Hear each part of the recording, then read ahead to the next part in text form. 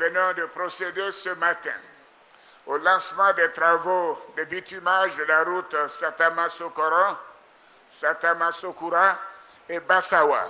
Oui, nous venons de le faire ce matin. Voilà, pour un total de 84 km. La portion Satama-Sokoro va aller très vite, comme vous le savez.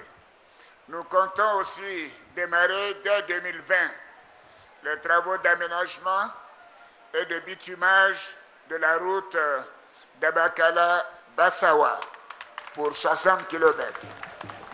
Oui, dans le secteur de l'eau potable, nous prévoyons dans le cadre du programme social du gouvernement la réalisation de projets d'alimentation en eau potable, des forages, ainsi que la construction et l'équipement de châteaux d'eau. Ces travaux permettront de régler définitivement la question de l'approvisionnement ainsi que la qualité de l'eau potable dans ce département.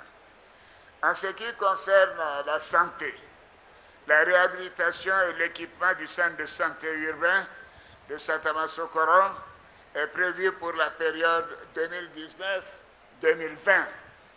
Nous procéderons aussi à la construction et à l'équipement des centres de santé ruraux à Wadarama, Bambarasso, à Kurukono, Djoulasso et à Bombosso, Nasulo et Wendene.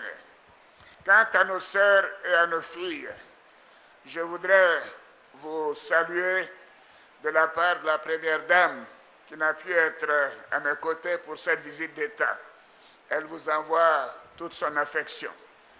Et je voudrais leur indiquer qu'elle vous convie cet après-midi à la cérémonie de remise de dons et de chèques FAFSI afin de permettre aux femmes de la région de bénéficier de financement de leurs projets. Les jeunes n'ont pas été oubliés.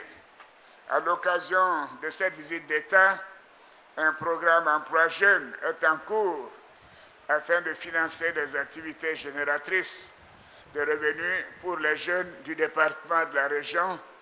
Et ceci a été fait par le ministre de la Jeunesse hier après-midi. S'agissant de la question de la mévente de l'anacarde, qui constitue une réelle préoccupation pour vous et que je comprends parfaitement, je voudrais vous rassurer et vous dire que j'ai demandé au gouvernement de veiller à ce que les producteurs soient mieux rémunérés. Et vous verrez les résultats de nos décisions dans les mois à venir.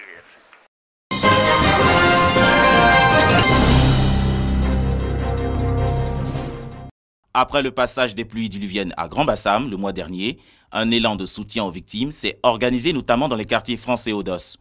Le Lions Club International District 403 A2 est aux côtés des populations sinistrées avec des dons, des vivres et des non-vivres d'une valeur de 6 millions de francs CFA. Le Lions Club a en son sein une commission qui s'appelle Lyon Alerte, situation d'urgence, qui intervient lorsque la population connaît ces catastrophes naturelles, des incendies, des inondations. Il s'agit d'inondations ici, de populations en détresse déplacées. Donc il était vraiment normal et naturel que les Lions puissent venir manifester leur solidarité donc aux populations de Bassam. Pour ces familles, ces dons vont assurément les aider à retrouver progressivement le sourire. C'est un ouf de soulagement à notre égard. Dieu merci. Le Lions a passé à la population du quartier France et celle du Petit Paris. Les autorités locales et administratives voient en cette démarche du Club Service la matérialisation de la solidarité.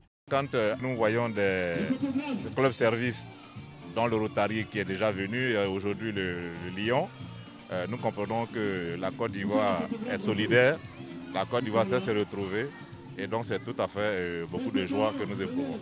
Cette action sociale du Lions Club International District 403 A2 en faveur des populations vulnérables de la ville historique de Grand Bassam intervient après le lancement des travaux d'ouverture de l'embouchure par le gouvernement.